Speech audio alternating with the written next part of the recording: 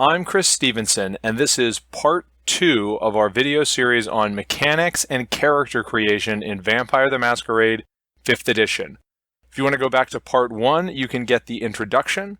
Parts 3, 4, and 5 will cover skills, disciplines, and advantages and disadvantages. But this video is about attributes, the set of 9 attributes at the top of the character sheet. But keep in mind that because discipline use and much discipline resistance is tied entirely to attribute and discipline dots, having attributes to support your disciplines is very important. Now, not all attributes are created equal, but the disparities aren't that broad.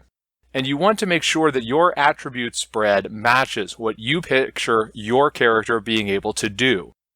Keep in mind that 7 of the 9 attributes will be average or a bit above average, a 2 or a 3. There's only one aspect that your character is really good at, and there's only one that they're really bad at. Now, each of the attributes is either physical, social, or mental.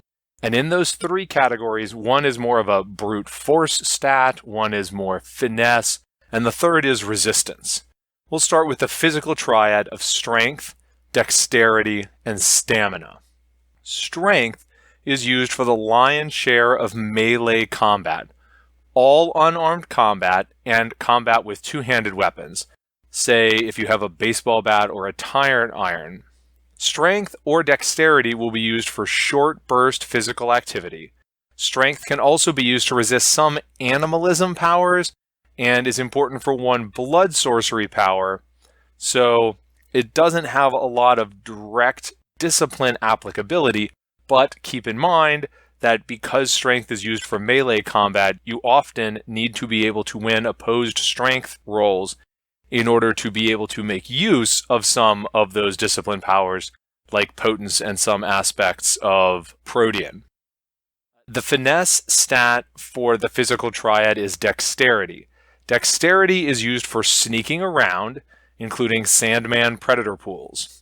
It covers trickiness of a physical sort, such as sleight of hand or pretending to be able to eat.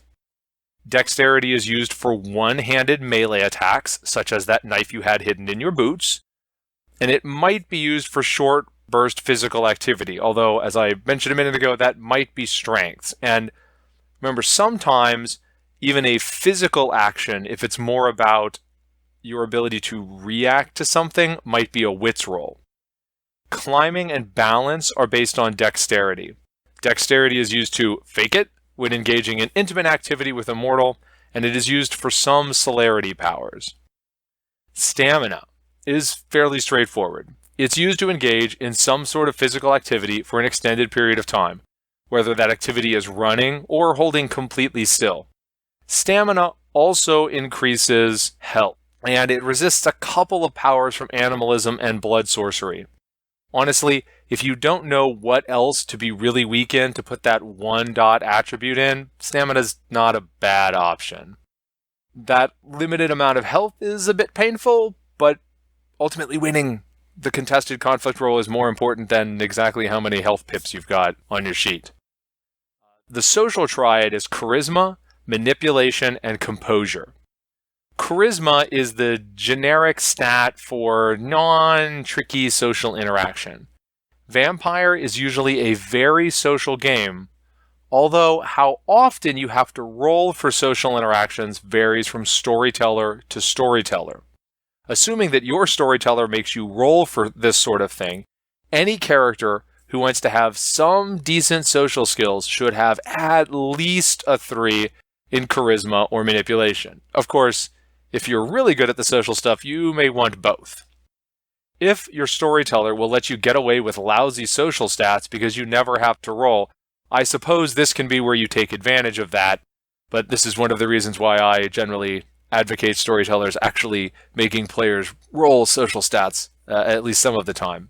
Charisma is the most common attribute to be used with low-level animalism and dominate powers, but probably the most obvious charisma discipline interaction is going to be things over in presence where you're not actually usually rolling charisma. It's just you've got things like awe-enhancing charisma.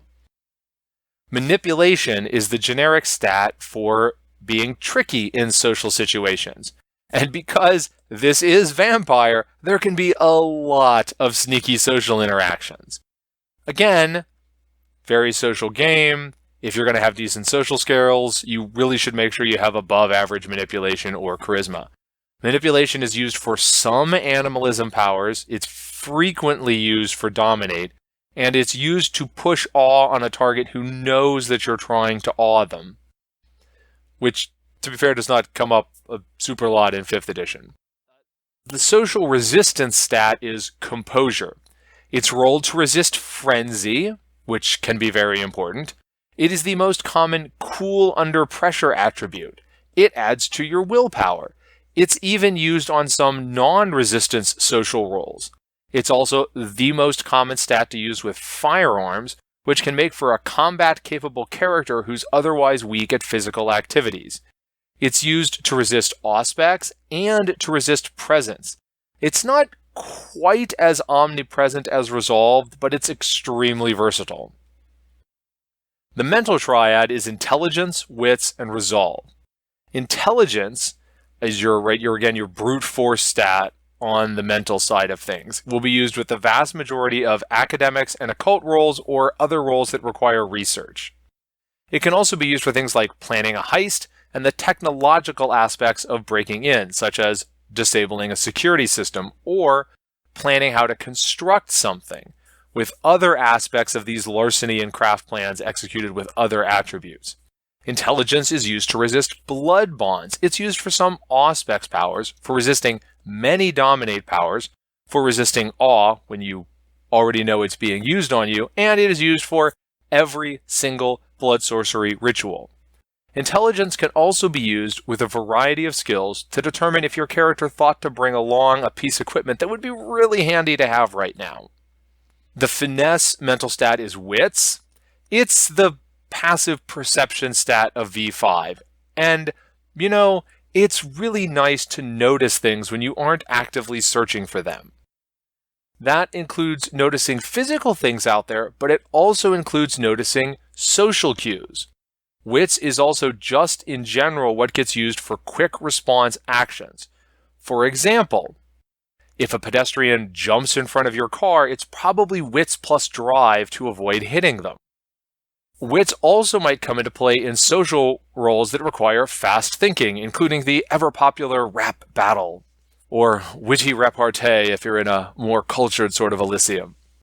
Wits is used for half of auspex roles, for resisting some dominate powers, for protecting your obfuscate against supernatural detection or your own clumsiness, and it's also used to resist a single presence power. Resolve is the mental resistance stat in V5. It will get rolled all of the time in resisting discipline use. It's rolled to resist frenzy. It's the stat that you roll if your character is actively searching for something, right? So Wits, incidentally noticing, Resolve, actively searching.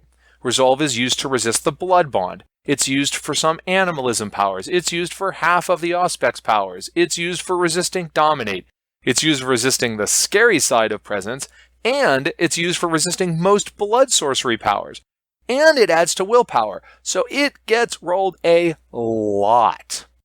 Note that Ventru have an extra reason to take Resolve, as it is part of their role to determine whether a mortal meets their feeding restriction. Now, character concept can heavily dictate attributes, right? If you have a concept of a character who's strong but dumb, that's really going to dictate what your strength and what your intelligence are going to be. But when in doubt, keep in mind that Wits and Resolve and Composure are used a lot. Make sure you know what you're giving up before you put a bad value there. And as I referenced earlier, unless your concept involves relatively limited social capability, try to have at least a 3 in charisma or manipulation, so you have something that's kind of a go-to social methodology. Now, one question that may plague you, I know it plagues me, when assigning attribute dots is where to put the 1. Because every die really matters, and small dice pools are really punishing, go back and check out first video in this series, the attribute that you have to put that 1 in is going to be a serious weakness. Because the attributes in V5 aren't that divergent in utility, I don't know if there's really a quote-unquote good choice for that 1. But stamina, dexterity, and intelligence are the least painful from a mechanical perspective for a lot of character concepts. Personally, I would recommend going with stamina if you just don't know what to be terrible at. It isn't rolled very much, and health is, relatively speaking, not that big a deal. It's better to avoid getting hit in the first place, and survivability can also be addressed with fortitude. Also, all the things being equal, for me, playing a glass cannon is more fun than playing a tank.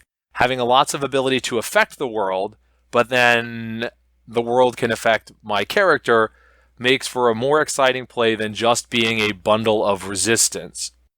Also, although many character concepts can get away without rolling intelligence a lot, I personally find it difficult to play the I'm a big dummy character. And I find that many people find it difficult to play the I am a big dummy character because it's very hard to really separate your intelligence as a person from what the lower intelligence of the character is supposed to be.